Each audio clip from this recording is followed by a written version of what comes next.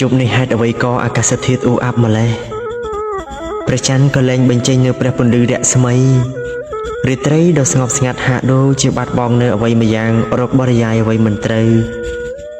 ធម្មជាតិនាពេលរាត្រីដែលអ៊ូអាប់និងស្ងប់ស្ងាត់បាត់បង់សម្រស់នោះក៏មិនខុសអីអំពីសភាពទឹកចិត្តរបស់អ្នកម្ដាយនាពេលនេះដែរម៉ែអង្គុយរងចាំមើលផ្លូវកូនទាំងទឹកភ្នែកហូររហាមម៉ែព្យាយាមទប់ទឹកភ្នែកមិនឲ្យស្រក់មកណាស់ដែរតែម៉ែទប់មិនឈ្នះព្រោះពេលដែលម៉ែនឹកដល់កូនដែលដើរលេងយប់ប្រលប់មិនចូលផ្ទះម៉ែមានការព្រួយចំបែងក្រៃលែងម៉ែបារម្ភពីកូន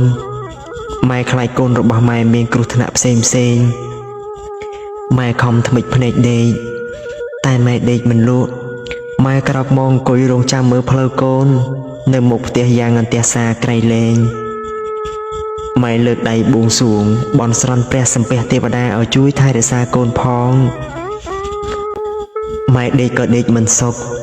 អង្គុយក៏អង្គុយមិនសុខម៉ែដើរចុះឡើងកៅភ្នែកទាំងគូរបស់ម៉ែតែងតែសម្លឹងទៅខាងមុខផ្ទះជានិច្ច